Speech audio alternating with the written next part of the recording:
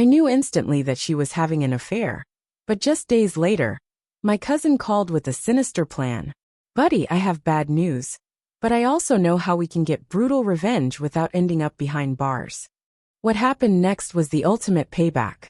I should have realized something was wrong when Emma started acting differently.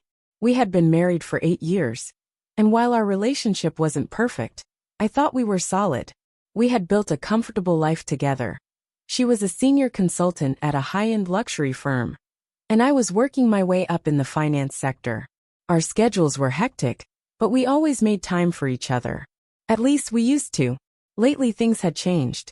Emma was always on her phone, typing away with a smirk she used to reserve just for me. Date nights became an afterthought. And worst of all, the late meetings and urgent business trips started becoming more frequent. She would come home looking exhilarated, as if she had just lived another life. I wanted to believe I was imagining it, that it was just work stress or a passing phase. But deep down I knew. And it wasn't until one particular night that the truth hit me like a freight train. It was a Friday evening. Emma had just come home, tossing her expensive beige handbag onto the kitchen counter before heading for a shower. Something about the way she rushed past me, without even a glance, made my stomach churn. Then I heard it, the low vibration of her phone inside her purse. Normally, I wasn't the type to snoop, but something inside me snapped. My gut screamed at me to check. I walked over, carefully unzipped her purse, and reached inside. My fingers brushed against something unexpected, a sleek black box. At first, I thought it was just makeup or perfume, until I flipped it over and saw the brand. Van Cleef & Arpels, a luxury jewelry brand. I opened it. Inside lay a delicate gold bracelet, exactly the kind of thing Emma would love. But what made my blood run cold was the engraving on the inside. For my beautiful E. Always yours, M. For a moment, I forgot how to breathe. My mind went blank. My heart pounded so hard I could hear it in my ears. Who the hell was M? I heard the shower turn off. My hands trembled as I shoved the box back into her purse and stepped away, my mind racing. This was it, the confirmation I never wanted. Emma wasn't just distant, she was having an affair. But instead of confronting her right away, something inside me told me to wait, to be smart about this. And that's when my cousin Oliver called. Oliver and I had grown up together. He was more like a brother than a cousin. He worked in private security, which meant he had a very particular set of skills when it came to digging up dirt on people. When I picked up the phone, I barely had time to say hello before he spoke. Buddy, I have bad news, but I also know how we can get brutal revenge without ending up behind bars. I gripped the phone tighter. What do you mean? Oliver sighed. I wasn't sure whether to tell you this, but I got some info today that you need to hear. Emma, she's cheating on you. And not just with some random guy. It's her boss, Marcus Davenport. I felt sick. Marcus Davenport, the CEO of her firm. A well-groomed, arrogant bastard in his late 40s with a reputation for being untouchable. Married with kids, yet constantly rumored to be messing around with younger women at his company. I clenched my jaw. Tell me everything. Because if Emma and Marcus thought they could betray me and walk away unscathed, they were about to learn just how wrong they were. I clenched my jaw. How do I know? Because Oliver told me that one of my clients is his wife's personal investigator. They've been tracking him. Your wife is just one of his affairs. But here's the thing. Marcus doesn't just cheat. He's reckless, and that's going to be his downfall. A dangerous calm settled over me. What are you suggesting? Oliver chuckled darkly. We're going to ruin him. And we'll make sure Emma regrets every single choice she made. Just like that, the plan for ultimate revenge was set into motion. Oliver and I spent the next few days gathering everything we could. Emma's schedule, when she worked late, when she took business trips, Marcus's habits, where he went after work, the hotels he preferred, the people he met, and the digital evidence. Emma's texts, her call logs, subtle GPS tracking to confirm her locations. Then we set the trap. If Emma wanted to live a double life, we'd give her a front row seat to its destruction.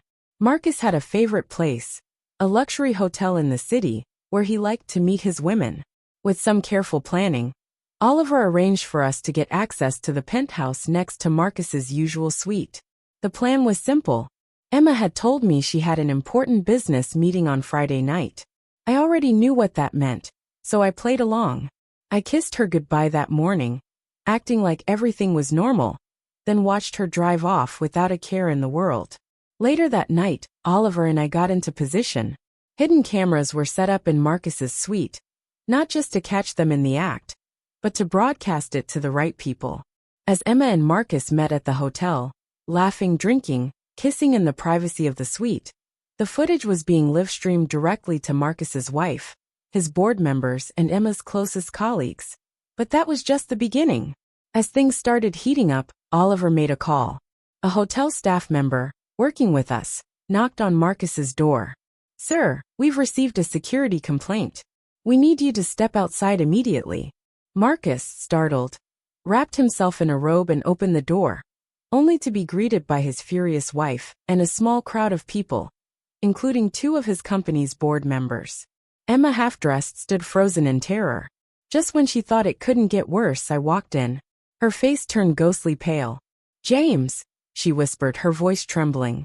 I looked at her with nothing but cold indifference. "Surprised to see me?" Her hands were shaking as she tried to cover herself, but there was no escaping this. The consequences had arrived. Emma stood frozen, her hands clutching the silk sheets of the hotel bed, her face drained of all color. "James, this isn't what it looks like," she stammered. I almost laughed at the audacity. Behind me, Marcus's wife, Olivia, stormed in like a tempest, her eyes burning with rage. Olivia was no ordinary woman. She came from old money. While Marcus had always been the face of the business, it was her family's fortune that kept it afloat. She wasn't crying, she wasn't screaming, she was smiling. And that was far more terrifying. "Marcus," she said, her voice smooth as glass, "how do you think the board will react when they see this footage?" She turned her phone around. The live stream was still playing. Board members, shareholders, top executives, every single one of them watching in real time. Marcus went pale. He opened his mouth to speak, but Olivia held up a hand. "No, darling, I don't want to hear it. You see, I've been waiting for this moment. The moment you'd slip up so spectacularly that you'd hand me everything on a silver platter. And now, I own you." Marcus flinched as private security guards, employees of Olivia's own firm, entered the suite. "Sir," one of them said, "Mrs. Davenport has asked us to escort you off the premises and to inform you that your belongings have already been removed from the house." Marcus's face crumbled. "Olivia, please." "Oh, don't beg, Marcus. It's so pathetic." Olivia turned to me with a wink. "This is going to be an ugly divorce, but don't worry. I'll make sure it's public." Marcus's career was over before he could even process what had just happened. But I wasn't finished yet. Emma was still sitting on the edge of the bed, gripping the sheets as if they were the only thing keeping her upright. Her body trembled, but her eyes darted toward me. In them, I saw something that almost made me laugh out loud: fear. She wasn't afraid of losing Marcus. She wasn't even afraid of being caught. She was afraid of what I was about to do next. "James, let's talk about this." I scoffed. "Talk? Like the way you talked to Marcus?" "No, Emma, we're past that." I pulled out a manila folder from my coat and tossed it onto the bed beside her. She frowned, hesitating, before picking it up and flipping it open. Her hands shook violently as she read the contents. Inside were copies of every text, every call log, every hotel receipt, GPS records of her car parked at Marcus's penthouse, and expense reports showing company money being used for their secret trips. Emma sucked in a sharp breath. "How did you?" "I have my ways." I crossed my arms. "But what's important is that Olivia now has these documents too. And she's forwarding them to Marcus's corporate lawyers and HR. Because, last time I checked, sleeping with the CEO while being promoted 3 times in a year is a serious ethics violation." Her eyes widened in horror. "James, no, this could ruin me." I smiled. "Oh, I know. Marcus and Emma weren't just exposed privately. No, that would have been too easy. The footage from that night mysteriously leaked online within hours. Headlines exploded everywhere. Luxury firm CEO caught in scandalous affair. Corporate ethics violation investigation underway. Marcus Davenport's secret life. Multiple affairs, corporate misconduct, and shocking public fallout. Employee or mistress? Rising star Emma Clark's sudden promotions under scrutiny. The comments were brutal. Marcus was immediately placed on leave, pending an internal investigation. The board, led by Olivia, unanimously voted to remove him from his position. His entire empire crumbled overnight. As for Emma, she was fired. Publicly, the firm issued a statement condemning her unethical conduct. No other luxury brand would touch her after that.